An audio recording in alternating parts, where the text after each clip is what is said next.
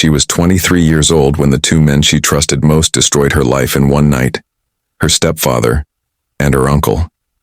When her brothers found out what those monsters had done, they made a choice that would land them in a courtroom, facing a murder charge, fighting for their freedom. The jury had to answer one impossible question. Were Tyler and Marcus heroes who protected their sister? Or were they cold-blooded killers who went too far? This is part 2 of Sarah's story. And the verdict? The verdict will leave you speechless. If you haven't watched part 1, you need to. But if you're jumping straight into part 2, stay with me, because I'm about to take you back to the night that started it all. The night that changed everything. The night Sarah's world fell apart. It was supposed to be a simple favor. Sarah's mother, Patricia, was leaving town for a nursing conference, and she'd asked Sarah to house sit for the weekend. Sarah was 23, living on her own, working 2 jobs to save money for graduate school. She had dreams, she had ambitions, she had a future she was building, one careful step at a time. But that weekend, that one decision to help her mother, would shatter everything she thought she knew about safety, about trust, about family. Richard, her stepfather, was supposed to be out of town on a construction job. That's the only reason Sarah had agreed to stay at the house. She couldn't be alone with him. She wouldn't. But Richard, he lied. He came back early. And he didn't come alone. It was around 10 o'clock at night when Sarah heard the sound. Footsteps. Heavy, deliberate footsteps moving through the first floor of the house. Her heart stopped. She grabbed her phone, her hands shaking so badly she could barely hold it. Then she heard his voice calling her name. Richard. He wasn't supposed to be there. She locked the guest room door, backed away from it, her whole body trembling. She could hear him coming up the stairs, getting closer and closer. He tried the doorknob. When it didn't open, he didn't leave. He didn't go away. Instead, he called out to her, his voice carrying that edge she'd learned to fear. Sarah, open this door. We need to talk. She stayed silent, frozen, praying he'd just give up and leave her alone. But then she heard another voice, another set of footsteps on the stairs. Uncle David, her mother's own brother, the man she'd known since she was born. They'd planned this. Together. They knew Patricia would be gone. They knew Sarah would be alone, and they'd come for her. What happened next was every woman's worst nightmare. Richard and David worked together to remove the guest room door from its hinges. Sarah screamed. She threatened to call the police. She begged them to stop, to leave her alone, to please just go away. But they didn't stop. When that door came off, Sarah tried to run. She tried to push past them, tried to escape, but Richard grabbed her. His hands were like iron, dragging her back into that room. Uncle David blocked the only exit. She fought with everything she had. She scratched, she kicked, she screamed until her throat was raw and burning. But it wasn't enough. One woman against 2 grown men who had no conscience, no mercy, no intention of stopping. In that room, on that night, the 2 men who were supposed to protect Sarah became the monsters she'd spend the rest of her life trying to forget. I won't describe the details of what they did to her. Sarah's pain is not entertainment. Her trauma is not content to be sensationalized. But what you need to understand is this. When it was finally over, when they finally left her alone in that room, something inside Sarah broke that night. Her innocence, gone. Her trust, shattered. Her sense of safety in her own body, completely destroyed. She lay there on the floor, unable to move, unable to process what had just happened. She could hear them downstairs talking casually, laughing even, like they'd just finished watching a game together.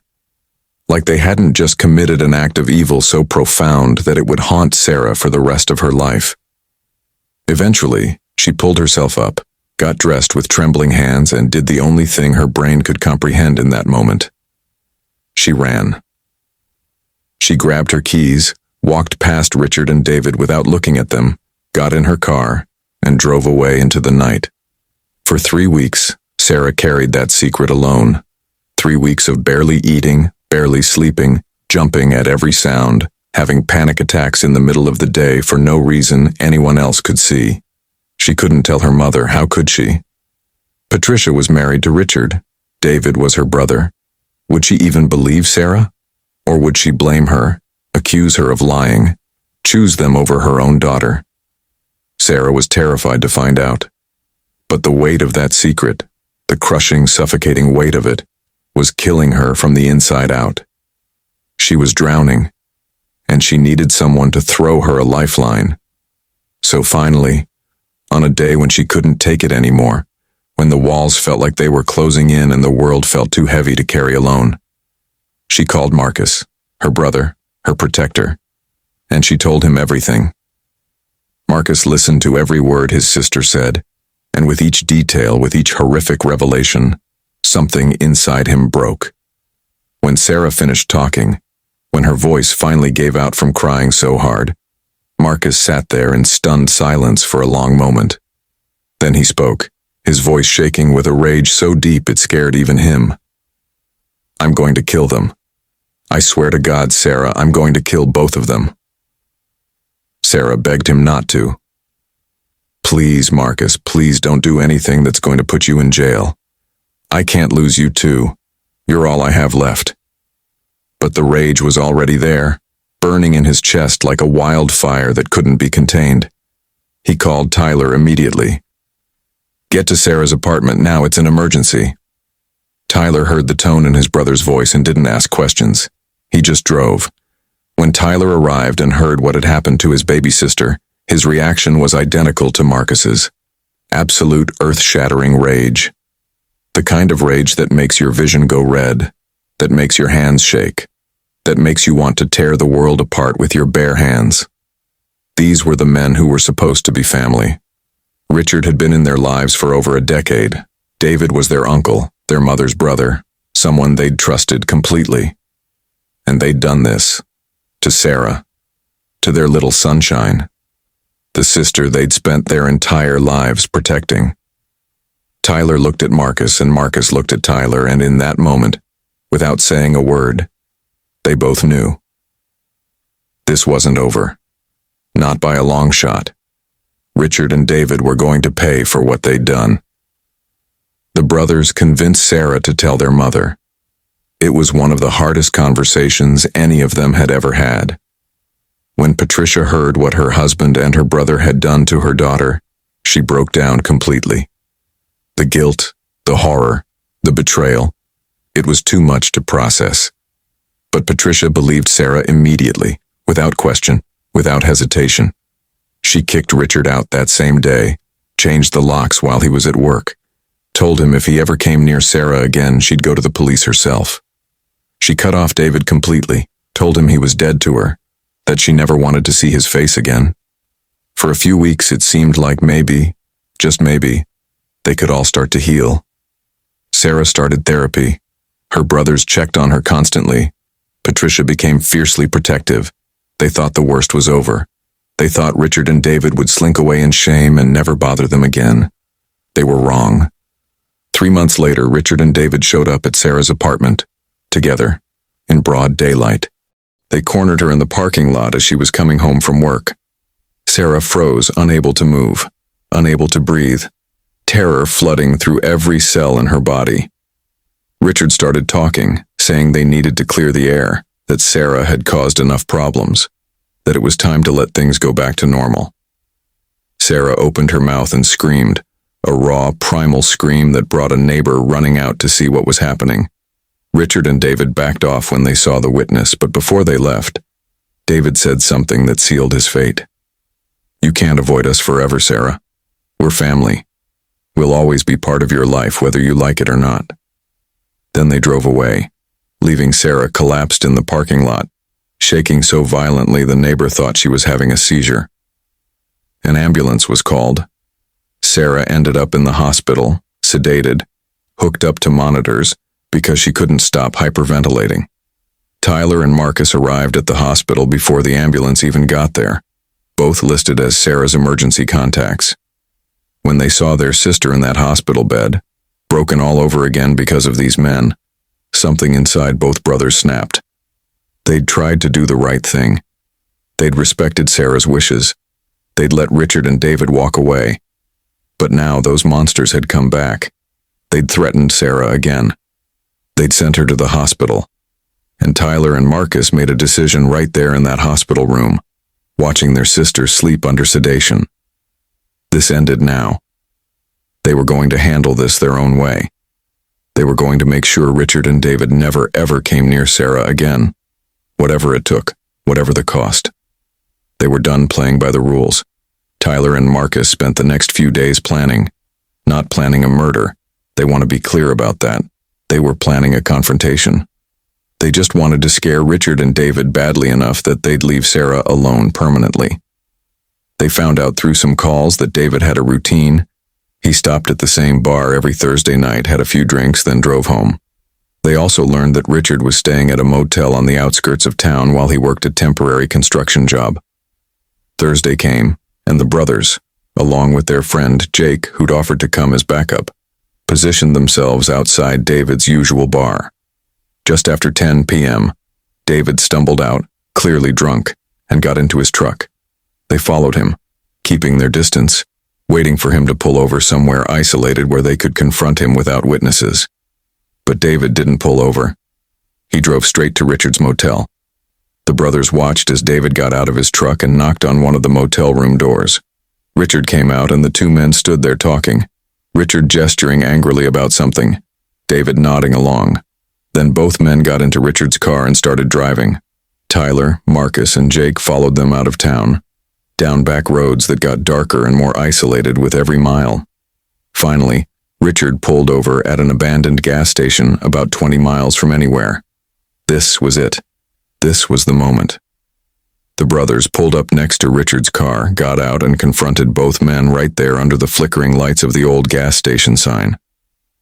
"You were told to stay away from Sarah," Marcus said, his voice deadly calm but his fists already clenched at his sides. "You showed up at her apartment. You threatened her. She ended up in the hospital because of you." Richard tried to bluster, saying they had every right to talk to Sarah, that she was being dramatic, that the whole family was overreacting. That was the wrong thing to say.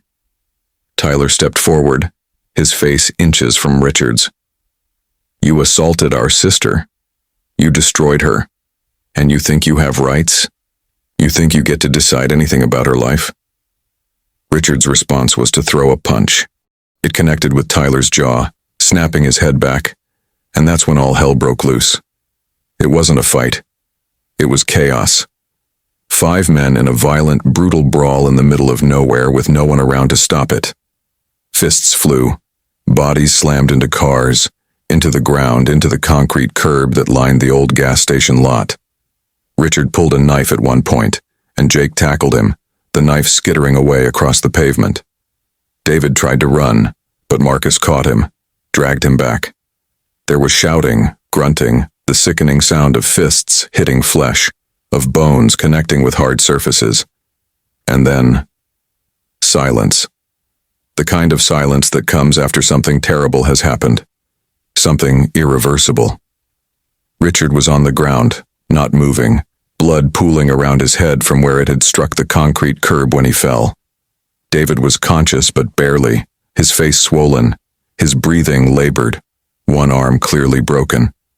Tyler, Marcus, and Jake stood there, chests heaving, knuckles bloody, staring at what they'd done. Richard's pulse was weak. He was still alive, but barely. They had a choice to make in that moment. Call 911, face the consequences. Tell the truth about what happened. Or, they panicked. They made the wrong choice. The choice that would haunt them for the rest of their lives. They put Richard and David in the back of Richard's car.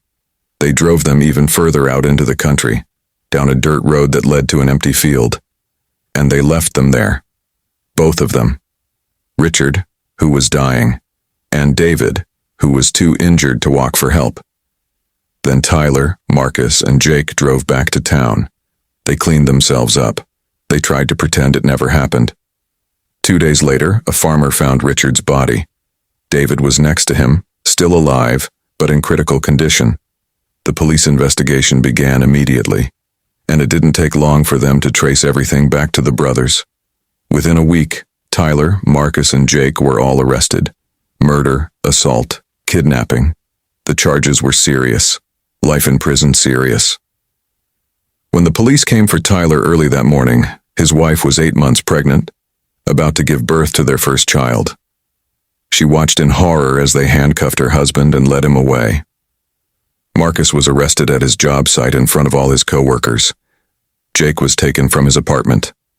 All three were denied bail.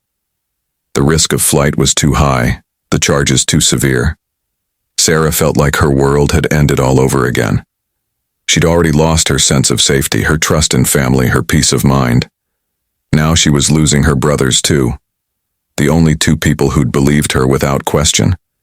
The only two people who'd protected her. And it was all her fault. If she'd never told them what happened, they'd still be free. The guilt was crushing her. But then something unexpected happened. The community didn't turn against Tyler and Marcus. When word got out about why they'd done what they did, when people learned what Richard and David had done to Sarah, public opinion shifted dramatically. Suddenly, the brothers weren't just accused murderers. They were heroes, protectors, men who'd done what the justice system wouldn't do. A GoFundMe was set up for their legal defense and raised over $200,000 in a matter of days. People showed up at the courthouse with signs reading, "Free the brothers," and "They protected their sister." Local news covered it, then national news. And suddenly, everyone in America had an opinion about whether Tyler and Marcus were criminals or heroes. The debate raged everywhere. This wasn't just a local case anymore, this was a national conversation about justice, family, and the limits of the law. Before we continue with what happened in that courtroom, before I tell you about the verdict that shocked everyone, let me know in the comments where you're watching from. We'd love to hear from you. And if you're new here, if this is your first time watching our channel, click that subscribe button right now so you never miss any of our upcoming videos. Because what's about to happen next, the trial, the testimonies, the verdict, it's going to challenge everything you think you know about right and wrong. So make sure you're subscribed, hit that notification bell, and let's get into the trial that divided an entire nation. 6 months after the arrests, the trial finally began. The courthouse was packed every single day, standing room only. People lined up outside at dawn just hoping to get a seat. Media trucks filled the parking lot. Reporters did live broadcasts from the courthouse steps morning, noon, and night. This wasn't just a trial. It was a spectacle. A moment in time where America had to confront difficult questions about family, loyalty, abuse, and what justice really means. Tyler, Marcus, and Jake sat at the defense table in suits that looked uncomfortable on their working-class frames. 6 months in jail had changed them. Their faces showed the weight of it, the fear, the uncertainty, the knowledge that their entire futures hung in the balance. Behind them sat Sarah, holding her mother's hand, her face pale but determined. She was going to be there for them, no matter what. The prosecution went first. Their case was straightforward and brutal. They didn't deny that Richard and David had assaulted Sarah. They couldn't. The evidence of what those men had done was clear. But they argued that regardless of what Richard and David had done, Tyler and Marcus had committed premeditated murder. They'd tracked their targets down. They'd planned the confrontation. They'd brought backup. And when the fight was over, and Richard lay dying on the ground, instead of calling for help, they'd driven him to a remote field and left him there to die. That, the prosecution argued, wasn't protection. That wasn't defense. That was revenge, pure and simple. And in a civilized society, revenge killings cannot be tolerated, no matter how sympathetic the motive. The prosecution brought in forensic experts who testified about Richard's injuries in graphic detail. The blunt force trauma to his head, the internal bleeding, the fact that he'd likely still been alive when he was dumped in that field, and that if he'd received immediate medical attention, he might have survived. They brought in the farmer who discovered the body, who described the horror of finding Richard's corpse in his field, the smell, the sight, the trauma of it. They brought in police officers who'd investigated the scene, collected the evidence, traced the tire tracks back to Jake's truck. The prosecution painted a vivid, damning picture of three men who'd hunted down their targets with one goal in mind: to hurt them, to make them pay, to kill them. They called it murder. They asked for the maximum sentence: life in prison without the possibility of parole. Then came the defense, and their approach was completely different. They didn't deny what Tyler and Marcus had done. The evidence was overwhelming, but they focused on why. They focused on Sarah, on what she'd endured, on how the system had failed her. The defense attorney, a woman named Jennifer Rodriguez, who'd taken the case pro bono because she believed in it so deeply, stood before that jury and asked them one simple, powerful question. What would you do? She let that question hang in the air for a long moment. What would you do if someone did this to your sister, your daughter, your wife? Would you call the police and hope they handle it? Would you trust the system to protect your loved one? Or would you do what Tyler and Marcus did? Would you confront the monsters who hurt someone you love? It was a powerful opening that set the tone for everything that followed. Then came the moment everyone had been waiting for, the moment that would define the entire trial. Sarah took the stand. She walked to the witness box on legs that trembled with every step, her mother sitting in the front row for support, her brothers watching from the defense table with tears already forming in their eyes. Sarah placed her hand on the Bible, swore to tell the truth, the whole truth, and nothing but the truth, and sat down. The courtroom fell completely silent. You could have heard a pin drop. This was it, the testimony that would decide everything. Jennifer Rodriguez approached her gently, like you'd approach someone who'd been through hell and barely made it back. And for the next hour, Sarah told her story. Every painful, devastating, soul-crushing detail. She described her life before that night, her dreams of graduate school, her 2 jobs, her close relationship with her brothers. She described how Richard and David had been part of her family for years, how she'd trusted them completely, how she'd never in a million years imagined they could hurt her the way they did. Then she described that night, the sound of footsteps in the house when she thought she was alone, Richard's voice calling her name, the terror when she realized he'd come back early, the horror when she heard Uncle David's voice too, the way they'd worked together to remove the door from its hinges while she screamed for help that never came, the way Richard had grabbed her when she tried to run, the way they'd both overpowered her, held her down, violated her in ways that several jurors couldn't even listen to without openly weeping. Sarah's voice broke multiple times during her testimony. She had to stop, take deep breaths, drink water, compose herself before continuing. But she got through it. She described the weeks after the assault, the shame that made her want to disappear, the fear that kept her up at night, the way she couldn't look at herself in the mirror without seeing that night replay in her mind, the panic attacks that came out of nowhere and left her gasping for air on the floor of her apartment, the weight of the secret she carried, terrified to tell anyone because who would believe her? They were family. They were trusted. She was just the daughter who might be lying, who might be crazy, who might be making it all up for attention.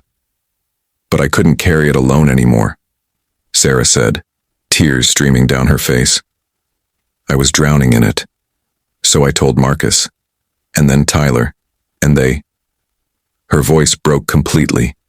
She looked at her brothers, saw them crying, saw the pain and rage and love on their faces. They believed me immediately, without question. They didn't ask if I was sure. They didn't wonder if I was exaggerating. They just believed me, and they told me they'd protect me, that Richard and David would never hurt me again.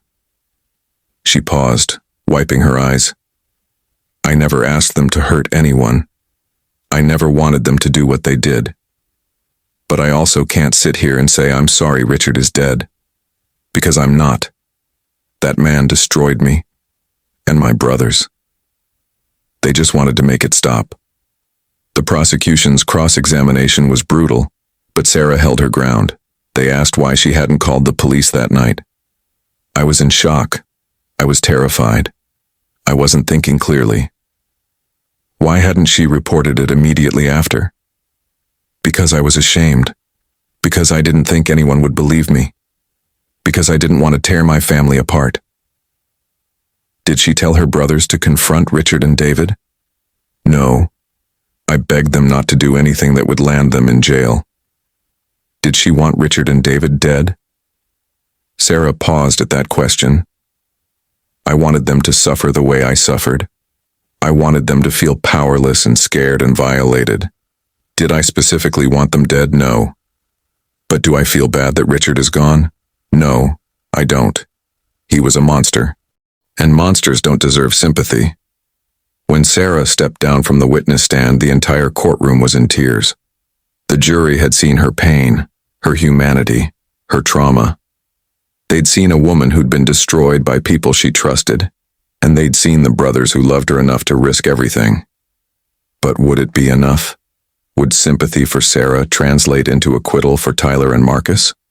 Or would the jury decide that no matter how understandable the motive, murder is still murder, and vigilante justice cannot be tolerated? That was the question hanging in the air as the trial moved forward. If you're still watching, if you're still here with us on this emotional journey, type, "I'm still here" in the comments right now. We need to know you're with us because what comes next, the verdict, it's going to shock you. But before we get there, I want to ask you something. Put yourself in that jury box for a moment. You've heard Sarah's story. You've seen her pain. You've heard about what Richard and David did to her, and you know what Tyler and Marcus did in response. Knowing all of that, what would your verdict be? Would you find them guilty of murder? Or would you find them not guilty because they were protecting their sister? Comment, guilty or not guilty, and tell us why. This isn't an easy question. There's no perfect answer. But I want to hear what you think because this is the exact impossible decision those 12 jurors had to make. And their verdict? It changed everything. Jennifer Rodriguez stood for her closing argument, and she didn't mince words. Ladies and gentlemen of the jury, she began, her voice strong and clear.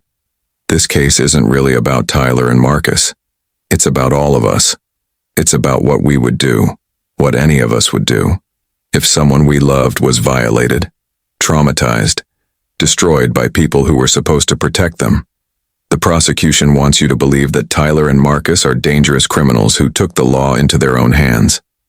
But I'm asking you to see them for who they really are, their brothers, their protectors. They're men who saw their sister destroyed and couldn't stand by and do nothing. She paced in front of the jury box, making eye contact with each juror. Now, did things get out of hand that night? Yes. Did Richard die as a result? Yes. But let's be absolutely clear about something. Tyler and Marcus didn't go there planning to kill anyone. They didn't bring weapons. They didn't execute Richard. They confronted him. And Richard threw the first punch. The fight was mutual. And when Richard fell and hit his head on that concrete curb, that was an accident. A tragic, terrible accident. What Tyler and Marcus are guilty of is being human, of loving their sister so fiercely that they couldn't let her attackers continue to terrorize her, of making a split-second decision in a moment of panic to not call for help. That's not premeditated murder. That's human error born from fear and confusion. Jennifer's voice grew more passionate. The prosecution says leaving Richard in that field proves intent to kill, but I say it proves panic. These aren't hardened criminals. Tyler had a pregnant wife at home. Marcus had a steady job and a good life. Jake was just a friend trying to help. They'd never been in trouble with the law. They weren't violent people. They were ordinary men pushed to an extraordinary breaking point. And when Richard died, they panicked. They made a terrible decision. Should they be held accountable for that? Yes. But should they spend the rest of their lives in prison? Should Tyler's daughter grow up without a father? Should Marcus lose everything because he loved his sister? I'm asking you, as human beings who understand love and family and protection, to show mercy, to understand that justice isn't always black and white. Sometimes it's gray, sometimes it's complicated. And sometimes the right thing is to let good people who made a mistake go home. The prosecution's closing argument came from a different angle. "I feel for Sarah," the prosecutor said, his voice measured and calm. "What was done to her was unconscionable. It should have been prosecuted. Richard and David should have faced justice. But here's the thing. Sarah didn't want this. She begged her brothers not to do anything that would land them in jail. She wanted to heal. She wanted to move on. And Tyler and Marcus decided they knew better. They decided they would be judge, jury, and executioner." The prosecutor's voice grew stronger. "The defense wants you to believe this was about protection. But Richard and David had already been kicked out of the family. They were no longer a daily threat. Yes, they showed up at Sarah's apartment once, and that was wrong. But there were legal options, restraining orders, police reports, the justice system. Instead, Tyler and Marcus chose to track these men down. They followed them to an isolated location. They brought backup. And when Richard was dying, they didn't save him. They let him die. That's not protection. That's revenge." "If you let this stand," the prosecutor said, looking each juror directly in the eye, "if you say it's okay to kill someone because they hurt your family, where does it end? Who decides what crimes deserve death? Every single one of us has been hurt by someone. Every family has conflicts and pain. If we all decided to handle things with violence, with murder, society would collapse into chaos. We have laws for a reason. We have courts for a reason. Tyler and Marcus had options, legal options. They chose violence. They chose to let a man die.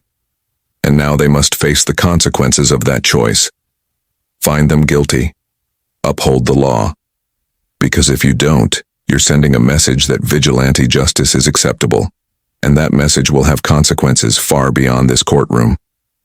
Both sides had made powerful arguments. The jury was left with two completely contradictory narratives. One that painted Tyler and Marcus as loving brothers pushed beyond their limits. Another that painted them as men who'd crossed a line that should never be crossed, regardless of provocation. Which narrative would win? That was the question that would determine everything. The jury deliberated for 3 days, 72 hours that felt like an eternity. Sarah barely slept. She'd sit in her apartment staring at the walls, unable to eat, unable to think about anything except what was happening in that jury room. Patricia prayed constantly, rosary beads never leaving her hands. Tyler's wife paced the courthouse halls with their newborn baby girl in her arms, hoping, praying that her husband would be coming home to meet his daughter properly. The waiting was torture. Every hour that passed felt like a lifetime. Legal experts on television debated what the long deliberation meant. Some said it was good for the defense, that it meant the jury was truly wrestling with the moral complexity. Others said it was bad, that if they were taking this long, conviction was likely. Finally, on the afternoon of the third day, the call came. The jury had reached a verdict. Within minutes, the courthouse was packed. Sarah sat in the front row, gripping her mother's hand so tightly her knuckles turned white. Her whole body was shaking. Tyler and Marcus stood as the jury filed back into the courtroom, their faces pale, their breathing shallow. This was it. The moment that would define the rest of their lives. The judge asked the foreperson if they'd reached a verdict. "We have, Your Honor." You could feel the tension in that room, thick and suffocating. In the case of the state versus Tyler Johnson, Marcus Johnson, and Jake Williams, on the charge of first-degree murder, how do you find the defendants? The foreperson, a middle-aged woman who'd been taking notes throughout the entire trial, looked directly at the three men standing at the defense table. The pause felt like it lasted forever. Time seemed to stop. Every person in that courtroom held their breath.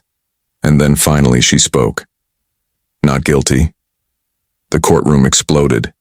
Cheers, tears, gasps of shock and relief and disbelief. Tyler collapsed into Marcus's arms, both brothers sobbing openly, their bodies shaking with the force of their relief. Sarah buried her face in her mother's shoulder and cried harder than she'd ever cried in her life. Tyler's wife rushed forward with their baby and Tyler held them both. This man who'd spent 6 months thinking he'd never get to raise his daughter, never get to be a father, now holding his whole world in his arms. But the verdict wasn't over. The judge continued. On the lesser charges of assault and improper disposal of human remains, how do you find the defendants? The foreperson's expression shifted slightly. Guilty. The courtroom quieted. This was the compromise. The jury had decided that Tyler and Marcus weren't murderers, but they weren't completely innocent either. The judge sentenced all 3 men to time served, the 6 months they'd already spent in jail, plus 3 years of supervised probation and 500 hours of community service each. They were going home. Not completely free, but free enough. Tyler would get to raise his daughter. Marcus would get to rebuild his life. Jake would get his second chance. The verdict was in, and justice, imperfect and complicated as it was, had been served. Sarah's life didn't magically become perfect after the trial. That's not how trauma works. She still had nightmares. She still struggled with anxiety and trust issues. She still had days where getting out of bed felt impossible. But she also started really healing. She went back to school and finished her degree. She became an advocate for assault survivors, using her story to help others find their voice and their strength. She gave speeches. She volunteered at crisis centers. She turned her pain into purpose. Tyler and Marcus stayed close to her, just like they always had. But the dynamic had shifted slightly. They were still protective, but they also understood that Sarah was strong enough to protect herself now. She didn't need them to fight her battles anymore. She could fight them herself. David, the uncle who'd participated in Sarah's assault and survived that night at the gas station, was never charged with assaulting Sarah. Too much time had passed. There was no physical evidence, and it would have been nearly impossible to prove in court. But the public humiliation, the fact that everyone in town knew what he'd done, was its own kind of punishment. He couldn't show his face anywhere without people whispering, pointing, glaring. He lost his job. He lost his friends. He lost any semblance of a normal life. Eventually, he moved out of state, cut off all contact with the family, and disappeared. Some people say he got off too easy. Others say living with what he did, carrying that guilt and shame for the rest of his life, is punishment enough.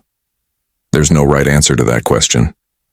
Tyler went back to construction work, but he also started speaking at schools and community centers about the importance of protecting survivors and the consequences of taking justice into your own hands. Marcus did the same. They were open about their mistakes, about the choice they made that night and how it could have cost them everything. They became advocates in their own way, using their story as a cautionary tale about the thin line between protection and revenge. Their probation officers reported that they were model citizens, never missing a check-in, completing their community service hours with dedication and purpose. They'd been given a second chance and they weren't going to waste it. This story doesn't have a perfect ending, because real life rarely does. Sarah will carry the scars of what happened to her for the rest of her life. Some wounds never fully heal. They just become part of who you are. Tyler and Marcus will always live with the knowledge that they killed a man, even if it was in defense of their sister, even if the jury said it wasn't murder. That weight doesn't just disappear. And Richard's death, regardless of what kind of man he was, left a hole in the world that can't be filled. Death always does. But this story does have an ending that matters. An ending that says something important about family, about love, about the impossible choices we sometimes have to make. Sarah survived. Against all odds, after being betrayed by the people who should have protected her most, after being violated in ways that would have broken many people permanently, she survived. She found her voice. She found her strength. She took her pain and turned it into purpose, helping other survivors find their way out of the darkness. Her brothers stood by her when she needed them most. They believed her, without question. They protected her, even when it cost them everything. And a jury of 12 strangers looked at a complicated, messy, heartbreaking situation and decided that sometimes justice isn't about following the letter of the law. Sometimes it's about understanding the human heart, The love between siblings, the instinct to protect, the impossible choices we all hope we never have to make. Were Tyler and Marcus heroes, or were they criminals who went too far? The truth is they were both. They were human beings who loved their sister so much that when they saw her destroyed, they couldn't just stand by and do nothing. They made a choice in a moment of rage and pain, and that choice led to a man's death. They'll have to live with that forever. But they'll also live with the knowledge that when it mattered most, when their sister was drowning and needed someone to throw her a lifeline, they were there. They showed up. They believed her. They fought for her. And isn't that what family is supposed to do? Not the violence, not the revenge, but the showing up, the believing, the standing by someone even when the whole world is complicated and messy and there are no easy answers. So where do you stand? After hearing this entire story from beginning to end, after walking through every painful moment, every impossible choice, every consequence, what do you think? Was justice served? Did the jury make the right call? Were Tyler and Marcus heroes who should never have been charged in the first place? Or were they vigilantes who deserved harsher punishment? There's no wrong answer here because this isn't a simple story with a clear moral. This is real life where right and wrong blur together, where good people sometimes do bad things for reasons that make sense in the moment, where justice doesn't always look the way we think it should. If this story moved you, if it made you think, if it challenged everything you thought you knew about justice and family and the limits of love, please hit that like button right now. Leave a comment and tell us what you think. Do you agree with the verdict? Would you have done what Tyler and Marcus did if you were in their position? What would justice have looked like to you? We want to hear your thoughts, every single one of them, because these conversations matter. These stories matter. And you, being here, watching, engaging, thinking critically about difficult topics, you matter. Subscribe to this channel if you haven't already, because we tell stories like this. Real stories. Complicated stories. Stories that don't have easy answers but need to be told anyway. Hit that notification bell so you never miss an upload, because trust me, the next story we have coming is just as powerful, just as emotional, just as thought-provoking as this one. Share this video with someone who needs to hear it, someone who's been through trauma, someone who's struggled with impossible choices, someone who just needs to know that they're not alone in a complicated world. Thank you for being here.